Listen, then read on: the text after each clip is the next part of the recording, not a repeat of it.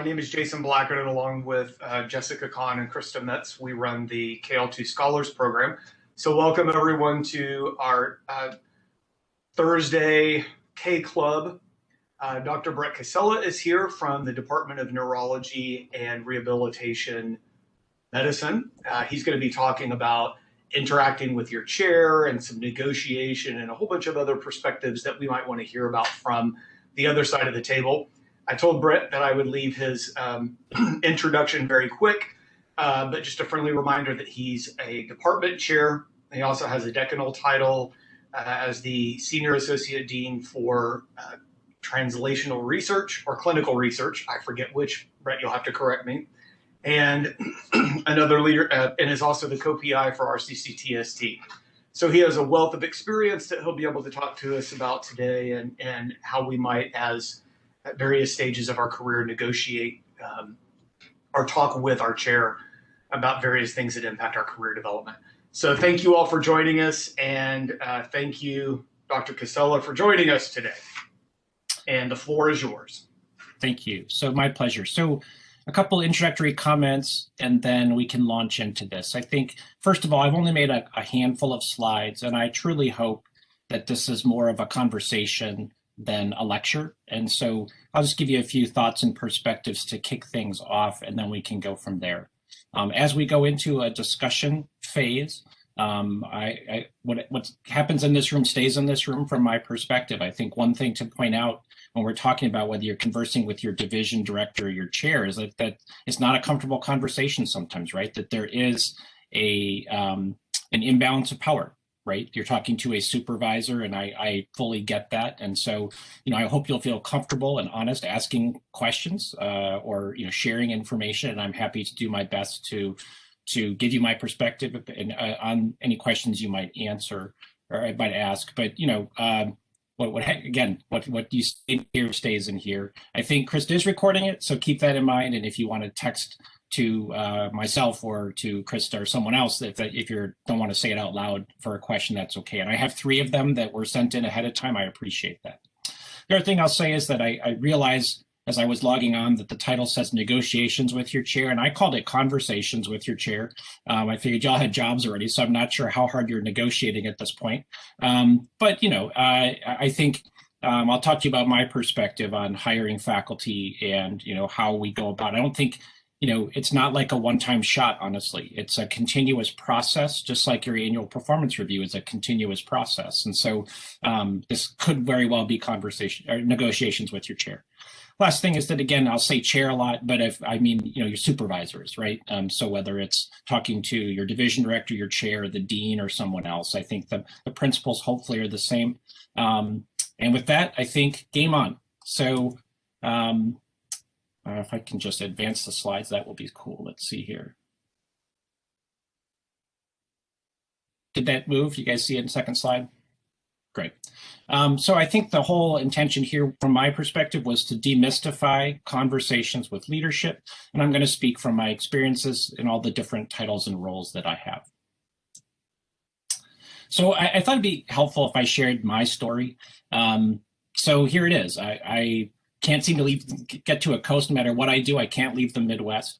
I trained at a variety of Midwestern institutions. I went to WashU for medical school. I went to Michigan for training, Go Blue. I hate Ohio State. We can still be friends if you like them, but I truly hate them. And then I came here for a fellowship. This was to work with Joe Broderick and do a stroke fellowship. And I call that the 1-year plan. And then, because I really had every intention of just going back closer to home. I'm from Wisconsin originally, and my wife and my family were all in Wisconsin. We wanted to go back to home. But then when I was here, I realized I'm never going to get a better job doing what I do than here in Cincinnati. And so I decided to stay on as faculty. I thought that would be the best thing for my career. And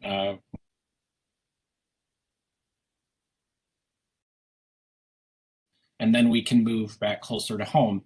That was the 3-year plan, and this is year 21. So I got a kick out of one of the residency applicants this year, year 21. So, but literally, that was my entire plan, was take a faculty job and try and get NIH funded. No, I'm still here because a lot of things have happened over time that I think this made it a very good place for me to work and live. And I think there's a lot of strengths to our institution. And so we can talk about that a little bit. I got a chance to do some leadership things. First, I was given a sort of a great opportunity out of the gate. I was 1 year into my faculty role, hardcore, trying to get grants when I was asked to become the residency program director. And I just thought that was the coolest opportunity in the world. And so I was delighted to take it. And so that was just kind of an unexpected gift. And then I asked for one. So Andy Filak at that time was the designated institutional official who I had to work quite closely with as the residency program director. And he said, "Are you a vice chair?" And I said, "Well, no, Andy, I'm an assistant professor." And he said, "Well, you should go talk to Joe Broderick, because if your department cares about all three missions, well, you should be a vice chair." And so I went to Joe kind of shamefacedly and said, "Joe, I don't know what you're going to say about this, but Andy told me to come talk to you about this." And Joe thought about it for like 30 seconds and goes, "Well, I think he's right." Next thing I know, I'm a vice chair as an assistant professor. Became vice chair, did that for and then at that point, I actually wanted to be a leader. When you're sort of second in command for long enough, you kind of want to have the chance to put your own stand chair. So that was good fortune for me. And I was fortunate enough to be able to stay here, which is a place that I was very comfortable and that I very much liked working. And it was a great opportunity. So the timing worked out in my favor. I did not have to move to take that a leadership role that I wanted to try. And then lastly, I fell into a leadership role. I was basically doing all kinds of things with the CCTST that helped to lead clinical research. And when Dr. Chris Linzell left, I took over all of his work essentially because there was no one else to do it at that time. We were kind of tied at the hip. And so I just picked up extra work, and that led to a senior associate dean title. So that's my story. But, I will tell you that what I learned along the way is that, and this is, I think, hopefully I'm going to try and impart some wisdom to you, assuming that I have some. And first thing is that when you're thinking about science, you don't always get to go where you want to, right? You have to go where the science leads you. And I think the same is true for opportunities like this, right?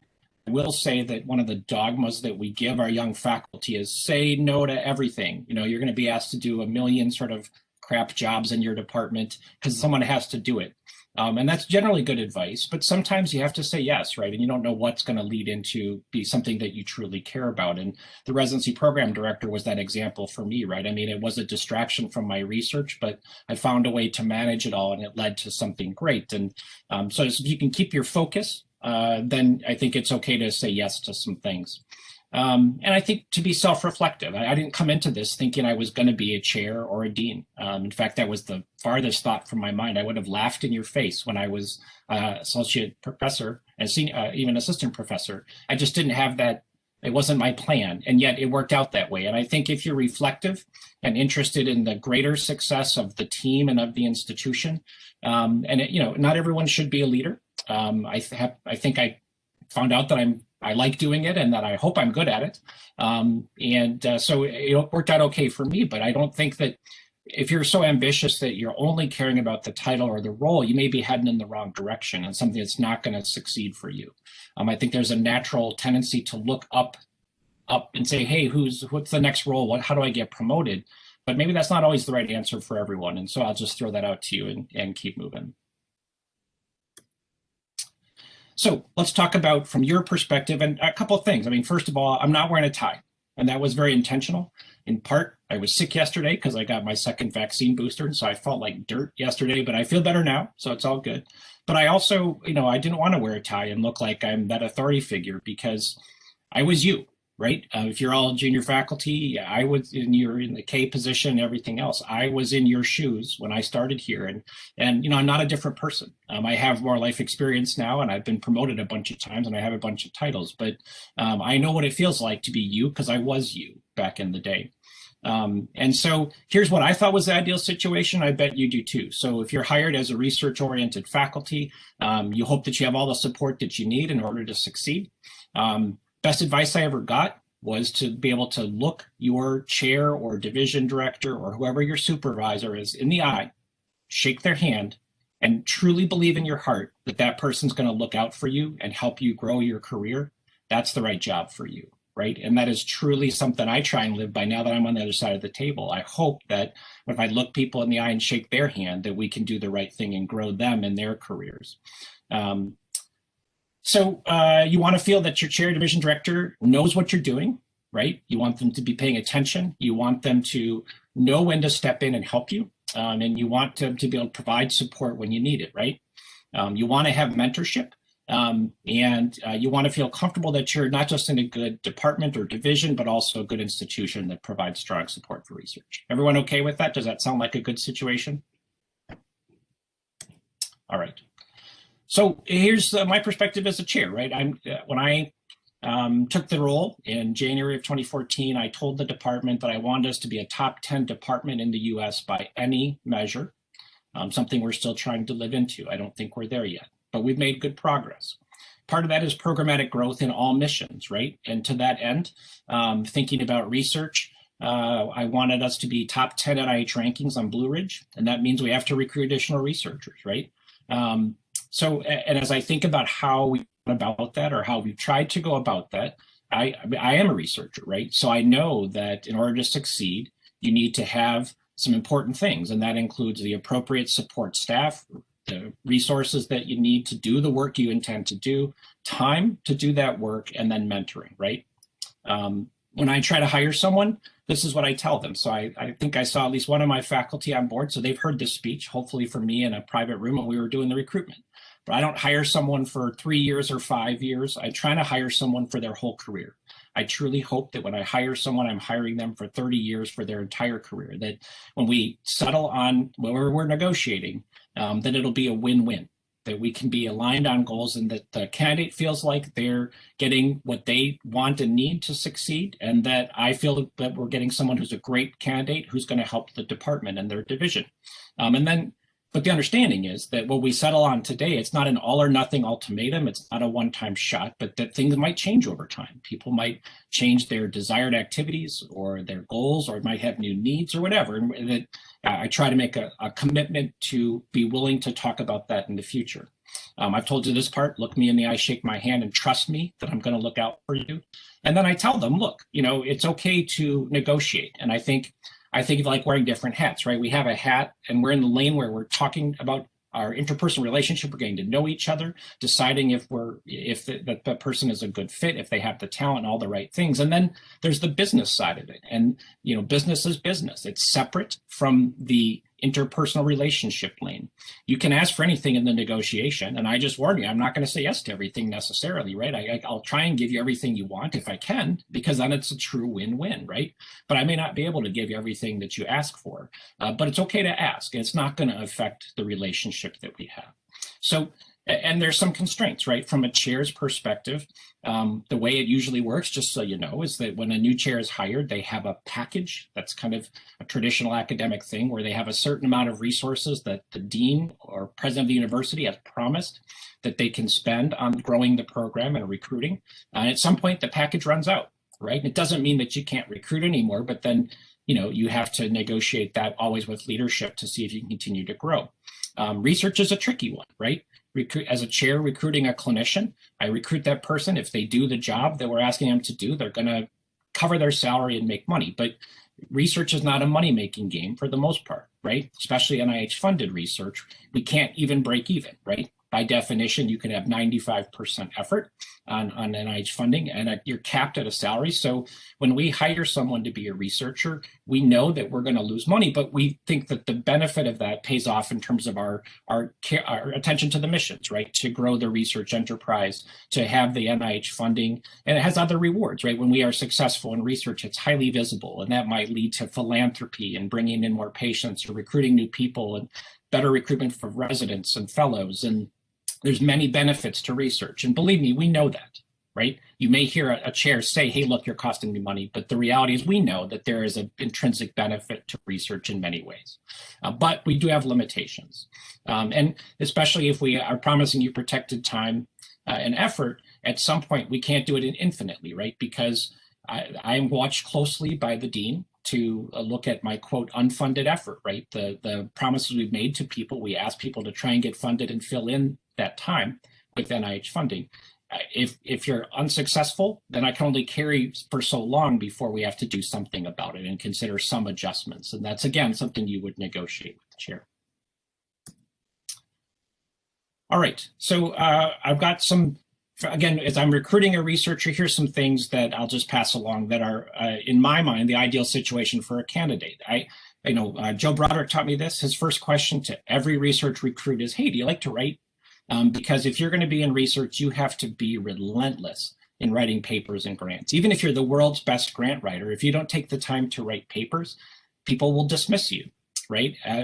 For the K23, K08 awards, believe me, after sitting on that study section a bunch of times, if you don't come in with a certain number, like 15 or 20, they're probably not going to take you really seriously. Or it depends on the pool. Sometimes it may take more than that because you're being compared against others who have had more success already. So the ideal research person from a chair's perspective is someone who is just relentless about writing. There's a lot of attention paid to mentorship, and you guys are in this group have great mentorship, it sounds like, especially from Jessica and Jason, and hopefully from your departments, you feel like you have mentorship. But you can only mentor someone so much before really you just need them to do the work, right? And that's to write, develop your own ideas, develop your own collaborations, build your own teams, and get it done, right? I can't do it for someone. I can help guide them and steer them. I can't do it for you. And then we want to have communication, right? When I talk to my research, I truly mean this. I want to hear what issues they're having, and I want to help them, right? In my senior associate dean role, if you're all struggling with any element of research, I'd like to know, because we'd like to see what we can do to help you. And that's one of the things we try and do with our CCTST, right? But when I meet with you, I want to hear that you're making progress, right? That you're showing that you're focused, that you're a problem solver, that you're getting things done, that you have team spirit. There will be times when we might need you to do something for the department. It's not 100 different committees or crap jobs, but sometimes we genuinely have needs, like an extra week of the hospital service or something. And I do want our employees to have team spirit, right? Joe Broderick, when he was chair, I used to always try and not just bring him a problem, but bring him a solution. And I've told this to my department many times. I mean, please, if you come to your leader with a problem, see if you're the person who's best likely to know an answer, right? Just because they gave you a tile doesn't mean you have all the answers. And I would encourage you to do your best to bring some solutions. You will make your chair or your division director extremely happy, because they just want to solve problems and they would genuinely appreciate that. And understand that every problem isn't just a matter of throwing money at it, right? So sometimes you'll come with a problem or concern to me, and you might get some good advice and a pat on the back, and not a download of cash, equipment, or personnel. And so just keep that in mind from the chair's perspective.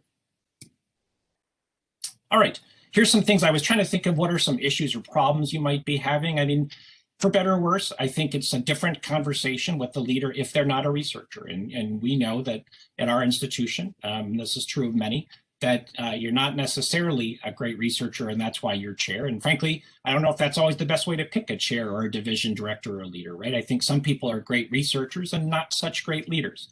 But if your leader is not a researcher, they may not have a full appreciation of everything that you're going through in terms of what your needs are and concerns are, right?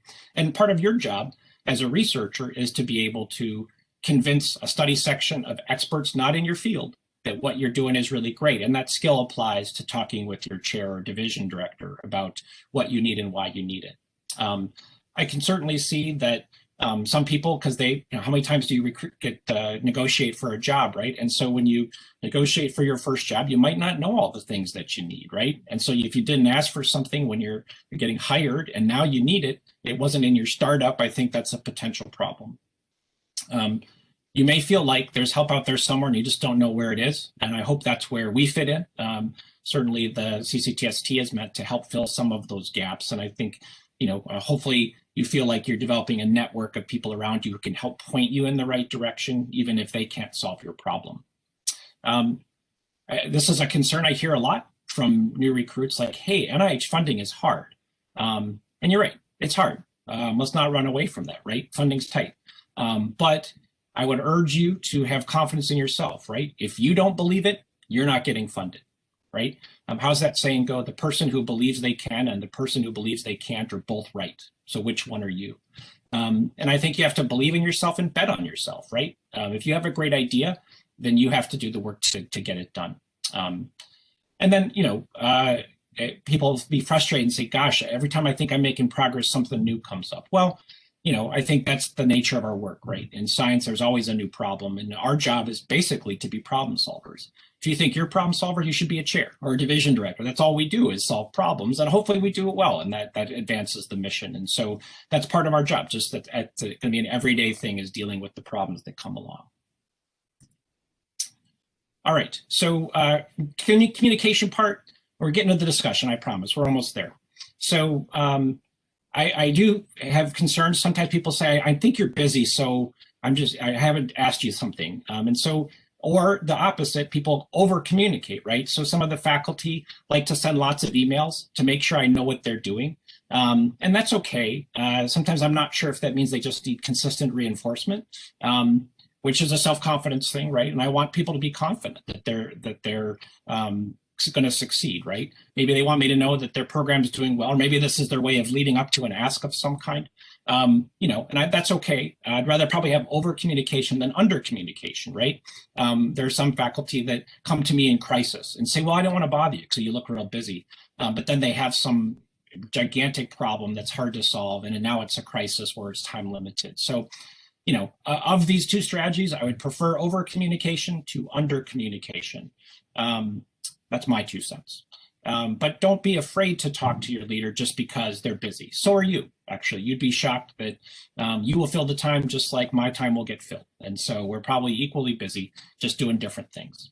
What about the annual performance review? I think knowing that you have Dr. Khan as one of your leaders of this program, who is, I think, an expert in faculty development and how to use the annual performance review among the many talents she has, I think that you probably are getting some education about this, that this is your chance to really try and grow your career and think about how you're going to grow and develop. It is a time when you can be reflective and think about what has worked and what hasn't, and what sort of things might need to change in your roles and responsibilities and everything else. And so whether it's the annual performance review or at various points along the way, asking sooner than later so it doesn't turn into a crisis, I think you want to be able to talk to your chair or division director about, again, separating the interpersonal things from the business, about your needs, things you need to ask for, about your pay. This is not a taboo subject. If you don't care about your pay, I don't get it. I think everyone should care about their pay. Obviously, you want to take care of yourself and have a living and everything else. And so your pay matters, and don't be afraid to talk about it. Promotions are tied to your pay and are important, right? And so for your prestige and your faculty development. So don't hesitate to talk to leadership about, and annually, about your pay and when you should go up for promotion. I think that's really important. If you want to make a change in your duties, I think it's reasonable to bring that up. Again, as long as we have time to think and prepare and discuss, I think it's always reasonable to talk about it. And lastly, if there's mentorship issues, I think you want to have that kind of comfort level. Again, I think it's important that there is an imbalance of power. I totally understand that, but I think you have to be able to make that communication. I think that's crucial for your ongoing success. And when you're making asks, all I say is fair, right? I don't want to not pay you fairly. I don't want to overwork you. I want you to be treated fairly. And I want you to make fair asks. I don't want you to come and ask for millions of dollars every year when we're talking. I can't do it. And you also need to understand, of course, that I'm looking at the whole department, and that I have to care about all 3 missions equally. And, I have to be fair to everyone. And so one of my favorite sayings is fair is fair. There are many times when people come to me and say, hey, can we adjust this? Because I don't think that's fair. And I say, you know what? You're right. It was unfair. Let's make an adjustment. Chairs and division directors are okay to say that they're wrong or that things need to get fixed. But just, you always think about asking for fair things. I personally believe that I'm not in this to negotiate. I don't like the word negotiation. When I'm trying to recruit someone, I'm not purposely going low in the hopes that they'll negotiate up. I'm trying to make one offer that's a fair and reasonable offer based on everything I've heard by listening closely to the candidate. And when we're talking about adjustments, I'm trying to be fair. I'm not trying to start from a position with the idea that we're going to haggle over a bunch of stuff. That's just not my style. And your leader may be more like that. But again, if we think about just what's fair, that might simplify the conversation and make it less contentious. So here's a few random thoughts, but I think they're important. There's no one way to succeed in your career, especially as a researcher. Please, please, please believe in yourself. You all got hired here for a reason, right? And in this group in particular, there's a tremendous amount of talent. You are our future leaders of this organization, right? Please believe in yourself. It's a challenge to do this, but that's why it's going to feel all the more satisfying when you have multiple R01s or whatever you're going to do with your careers. Please learn how to sell your science. I mean, it sounds weird to say that, like you're a used car salesman, but frankly, that's what this is all about, right? You have to make a winning argument, right? You have to do it to your reviewers when you write grants, and when you're going to your chair, you kind of want to sell what you're doing and make sure that you give your chair or leader the value proposition for your work. I will say, to the extent that you can do it, and I'd be lying if I told you that I always finish my grants early, right? But I would encourage you to really think about how to manage your time so that you could finish grants ahead of time and get lots of feedback locally before you send stuff out. I had to learn how to swallow my pride. I used to just polish everything before I would send it out to colleagues for review, and then they would trash it. And I'd spend 3 days working on one paragraph and be like, well, that's terrible. Why don't you try this? And you realize, oh my gosh, that idea is so much better than what I wrote. All that time was wasted. Put your pride aside, take your lumps from your colleagues locally. Better to hear from them than the reviewers. And believe me, you'll get a better product. Group think, team science is what works, right? And so if you can get input from people, you will be more successful, and you have to plan your time to make that so. I would tell you that writing, and grants in particular, it's a craft. You have to study your craft, and you have to try and learn how to do it. I will tell you that if you volunteer to review, you will be a much better grant writer. My first time on study section increased my odds of getting funding exponentially because I saw so many great things that other people did. And I made notes to copy a certain style or formatting or just how someone set something up. I mean, there's a real skill to grant writing. And I think it's worth making sure you invest time in it. And so other skills that you need to work on are time management. You have to be relentless in learning how to be more efficient. And frankly, leadership. If you have leadership roles or you want them, you have to learn how to do that. I learned a lot of lessons by experience, and partly though, I have really tried to become a better leader and be more efficient and be a better grant writer. And you have to just invest that time and energy to succeed. And then lastly, there's no excuse for doing the work, right?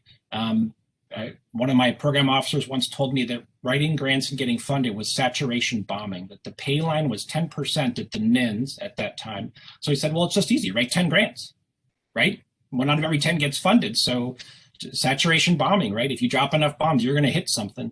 Now, I don't necessarily agree with that, but I think turning out 1 grant every 2 years definitely decreases your likelihood of getting funding. And so to that end, if you have a good idea, learn how to recycle it. A master grant writer who was on faculty at our place and eventually left, he took a grant that I wrote as a highly scientific grant, and he rewrote it in 1 day to submit it to the Dana Mind Brain Foundation.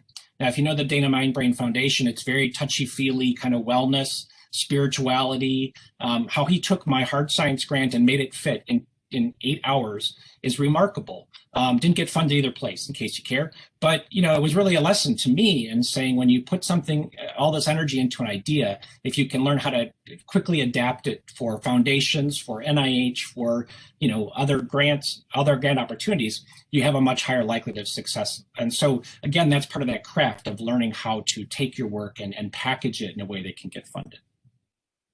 So, I'll stop there. I have a couple questions that people sent in, but would it be good here, Krista, Jason, Jessica, to take questions or at this point? Yes, please. That'd be great. I can't see the comments or chat function, so if if there are some in there, if people could read them to me, I'd appreciate that. I also put in the chat, if anybody would prefer me read the questions aloud, I would be happy to do so, as some may be a little sensitive. And by the way, after all this is over, I'd love to know if this was helpful for you guys. And so I would genuinely appreciate that feedback when all is said and done. I have a question. Well, first of all, this was just excellent. And I told my mentor who's on the call, I think even the non-researchers in our division would really benefit from hearing this stuff. It's just, it's really helpful as especially a junior faculty member. My question is, I assume there are people that, really excel and, all before you have, multiple R01 grants. Have you seen it where they don't come to you for more of an ask where they probably could, and, as a chair, you're probably not like, well, I want to pay you more. You're doing so well, or give you more time. So my question is really, at what point, along the road of kind of success in your mind, do you feel like you can start having some, some of those conversations with your chair about maybe asking for more or something like that? Well, I guess a couple of thoughts.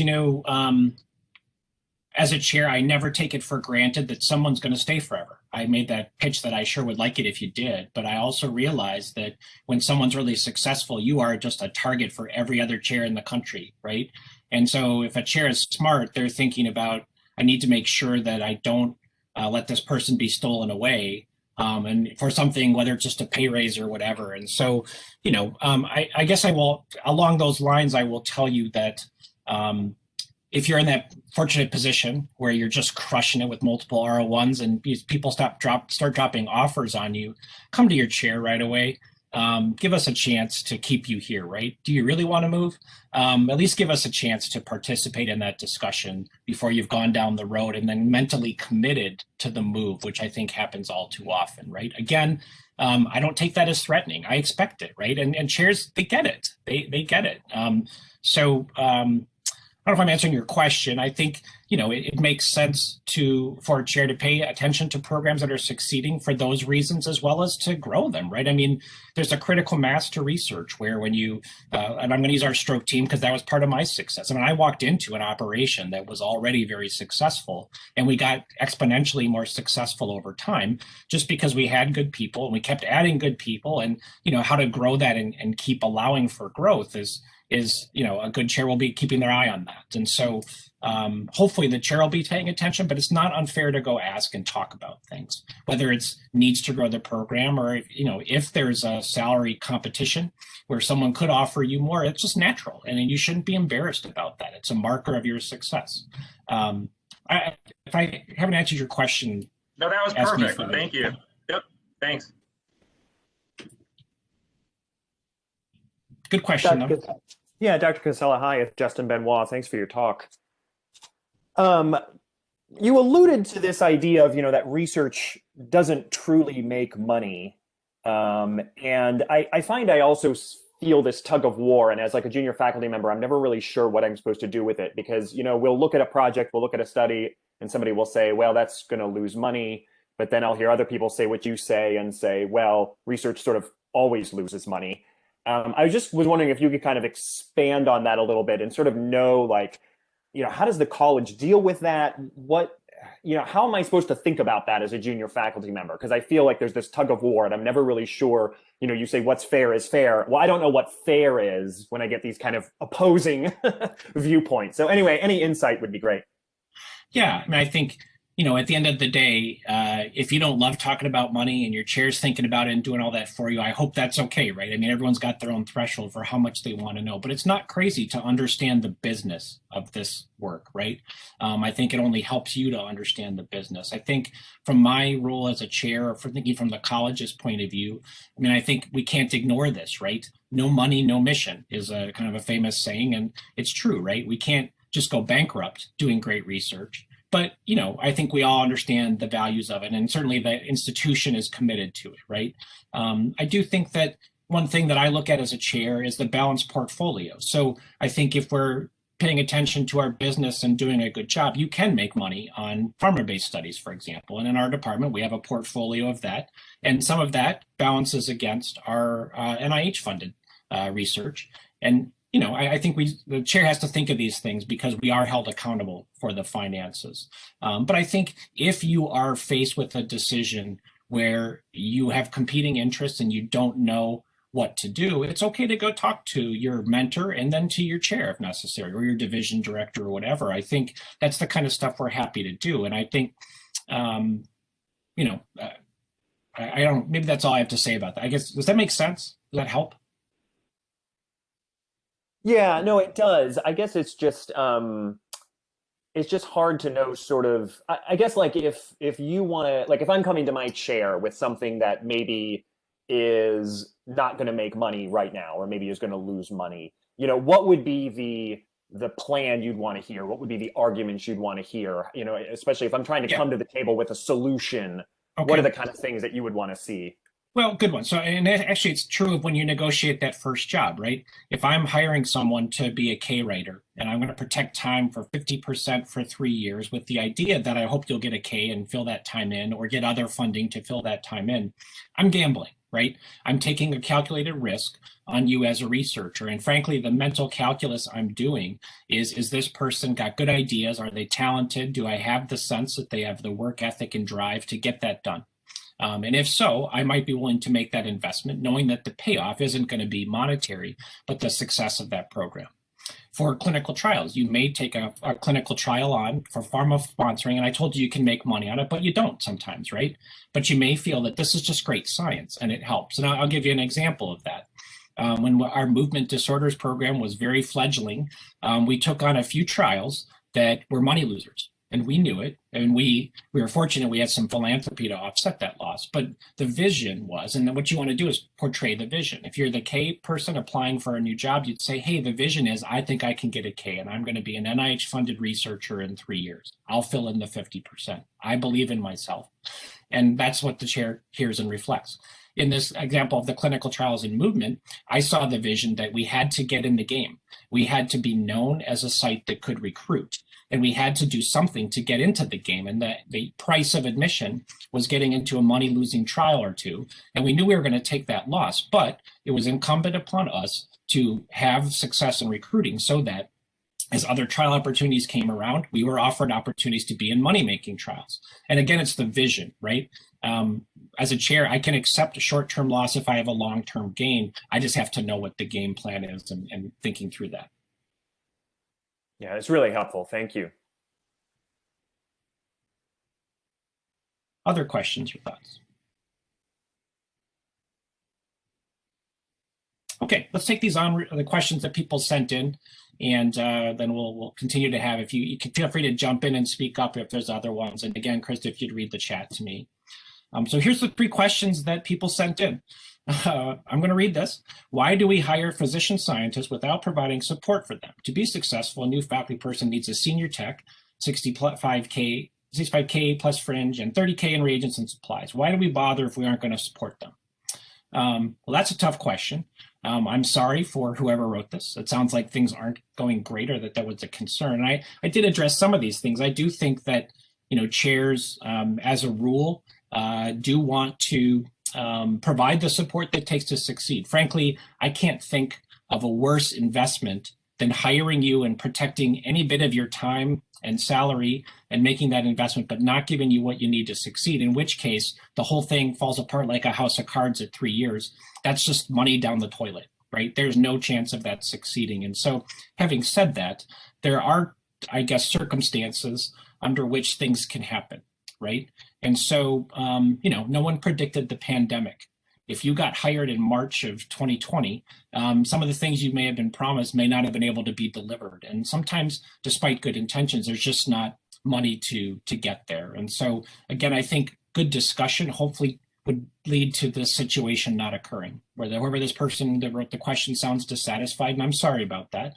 But it may have been that somehow that there wasn't a good discussion about this or what have you. I will say that, again, I think as I was a junior faculty too, I always wanted to be a team player. And there were times when I was willing to accept a short-term loss of something I wanted because it was helpful to the team. And so, if you're a researcher, we're told to protect our time and be pretty militant about it, right? Got to stay focused and write those grants. And I do believe that. But if half my faculty get wiped out with COVID or they all resign or something, I'm going to ask you to do more words. And I think it'd be a good idea if you would, or more clinics, and just because we have that need. And so I think you always have to balance that. I don't know how else to answer this question. This was the hardest one. So I put it first so I could end on some softballs towards the end. That's just a good strategy. See? Experience. Anyone want to talk about this or discuss this further? If you speak, I will assume that you're not the person who wrote it, so we'll have no attribution of this.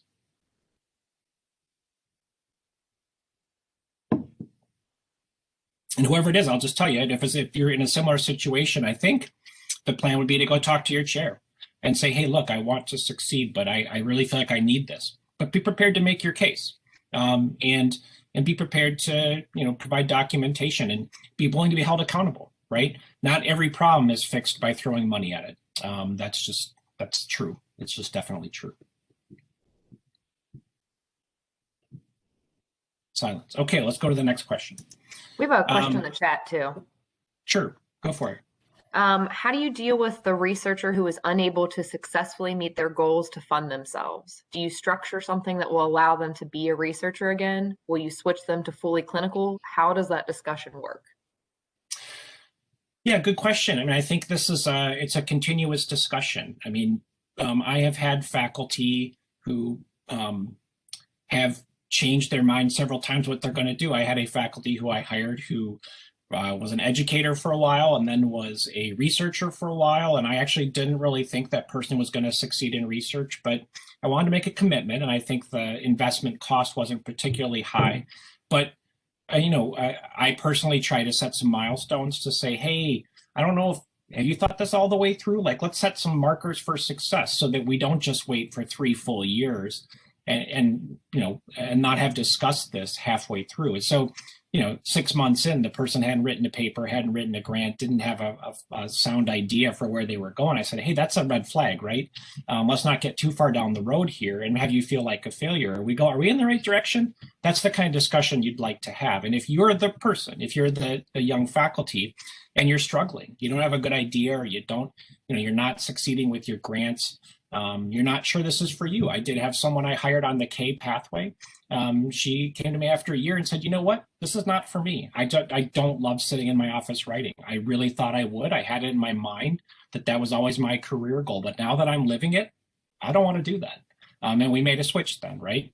At some point, when someone gets to the end of their, let's say I've hired someone on a K pathway and I've said, I'm going to give you 50% time for 3 years. And during that time, I'd love it if you got funding, but if you can't, I'm in on that investment.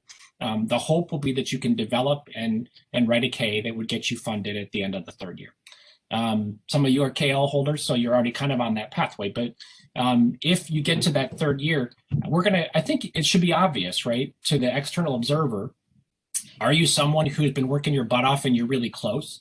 Or are you like miles away? Would it take 3 more years to get you there? And that's a different discussion, right? And if you weren't able to succeed in those 3 years, we'd have to understand why, right? This is that self-reflection piece, right? Is it that you don't like it? Is it that you can't manage your time? Is it that you don't have a good team? Are you missing something? Is it that you don't have good ideas? What is it? And that's the discussion that happens. But what we can't do is carry people along forever with no funding, right? I would have to, at that point, say I can't recruit anyone else, right? Because of the monies I might use for recruitment are tied up in continued funding of your unfunded effort, which is not going to work out, right? So that's the thinking from my point of view as a chair. I don't know if that is helpful. That makes sense? I will take silence as a yes, I guess. Krista, are there other questions in the chat? There is. Okay. There's so much discrepancy between divisions and departments. Some are more supportive while some have the "we will protect you if you get a grant." I think this sets researchers up for failure because they are losing golden years of their life trying to get a grant while balancing clinical work. How to address the discrepancies? Is it fair game to look at other hirees' packages and compare and then ask for the leaders to try and match?